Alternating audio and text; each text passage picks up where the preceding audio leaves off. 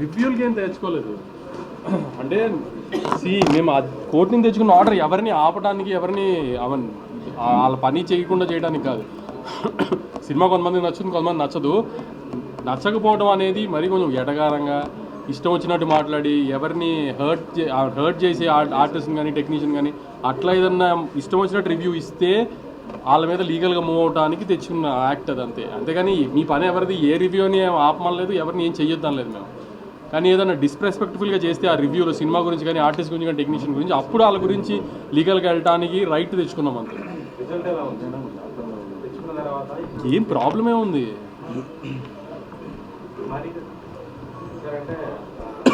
రాజుగారు అనేది చూపించారు చక్కగా, అండ్ దాంట్లో బ్యాక్డ్రాప్ లో ఆయన ఏం లేనట్టుగా ఇది ఎక్కడి నుంచి రిఫరెన్స్ తీసుకున్నారు సార్? అంటే అలాంటి వాళ్ళు ఉన్నారు రియల్ క్యారెక్టర్స్ లో. అంటే అది చాలా మంది కనెక్ట్ అయ్యే క్యారెక్టర్ అండి.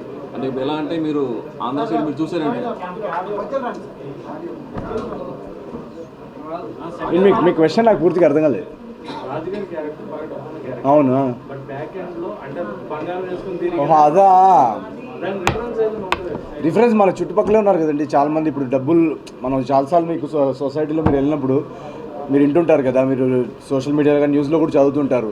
చాలా రిచ్ పీపుల్ ఎవరైనా ఉన్నప్పుడు సడన్గా చూస్తే వాళ్ళకి యాక్చువల్గా చాలా ఏమంటారు లాసెస్లో ఉన్నాయని తెలుస్తుంది, లేదా కంపెనీ లాసెస్లో ఉందని తర్వాత తెలుస్తుంది, బయటికి తెలియదు. సో లేకపోయినా లైఫ్ స్టైల్ వాళ్ళు లైఫ్ స్టైల్ అదే మెయింటైన్ చేస్తుంటారు అనుకుంటారు. సో దానివల్ల ఇంకా అప్పుడు వెళ్ళిపోతారు. సో మన రియల్ లైఫ్లో అలాంటివి చాలా ఎగ్జాంపుల్స్ ఉన్నాయి కదా. సో చంద్ర గారితో మీ కాంబినేషన్ చాలా బాగున్నాయి. ముఖ్యంగా ఆ గుడి మీద గుమాస్తా సో ఆ చేంజ్ ఓవర్ అన్నది కూడా చూపించారు లాస్ట్ లో. అసలు నడవరు, కాలు కొని పెట్టిన ఆయన. అవును, అదే. సో అవన్నీ చేంజ్ ఓవర్స్ అన్ని బాగున్నాయి. మీ కాంబినేషన్ అంటే మీకు ప్రతిసారి మీరు వచ్చిన ప్రతిసారి మీ ఫ్రెండ్స్ గ్యాంగ్ చాలా హిలేరియస్ గా నవ్విస్తూ ఉంటారు. సో ఇది కొత్త ఫ్రెండ్స్ గ్యాంగ్ కదా, ఈ గ్యాంగ్ కదా. కరెక్ట్. సో నేను యాక్చువల్గా ఈ గుమాస్తా క్యారెక్టర్ రాసినప్పుడే ఇది ఎవరు ప్లే చేస్తే బాగుంటుందని చాలా అనుకున్నాం అనమాట మేమంతా. సో ఏదన్నా డిఫరెంట్గా ఉండాలి చాయిస్ అని చెప్పేసి నాకు చంద్రగారి వర్క్ చాలా ఇష్టం అనమాట.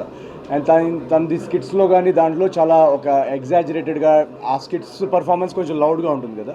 సో ఈ సినిమాలో ఏంటంటే తనతో ఒక సటిల్గా రియలిస్టిక్ సిచ్యువేషనల్ కామెడీలో ఆయన చేస్తే చాలా బాగుంటుందని మేము ఆఫీస్కి పిలిచి కలవడం జరిగింది. రిహర్సల్స్ వర్క్షాప్ చేశాం కదా సార్ ముందు. చేయంగానే నాకు అసలు మాకందరికీ ఆ గుమాస్తా క్యారెక్టర్కి పర్ఫెక్ట్ అనిపించింది. మా ఇద్దరికి కూడా ఆ టైమింగ్ సింక్. సో సెట్ మీద కూడా మేము ఇద్దరం చేస్తున్నప్పుడు వీళ్ళందరూ నవ్వుతూ ఉంటారు అనమాట. అంటే ఆయన కూడా ఇంప్రొవైజేషన్ చాలా స్ట్రాంగ్. సో మా ఇద్దరిది టేక్ రోల్ అయిందంటే ఏం చేస్తామో మాకే తెలియదు. ఫ్రెండ్స్ ఒక నలుగురు ఉన్నారు. ఈయన మహేష్ గారు, భద్రం గారు, లడ్డు అక్కడే ఉన్నాడు. స్పాట్లో చూస్తుంటే అసలు వీళ్ళు రియల్ ఫ్రెండ్ అంటే నేను నిజంగానే వీళ్ళు హీరో ఫ్రెండ్స్. మేము నిజంగానే ఫ్రెండ్స్ రియల్ లైఫ్లో కూడా. ఏదో మేము కట్టాము కానీ ఒకరి వ్యానిటీలో ఒకరికి వెళ్ళి రియల్ లైఫ్లో కూడా అలా ఉన్నట్టు జోకులు వేసుకుని చాలా సరదాగా ఉంటారు.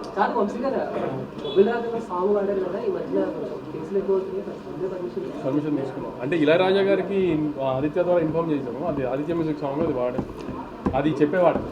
బల్పం పట్టి కేసులు బ్లాస్ట్ మీరు చూసారు కదా.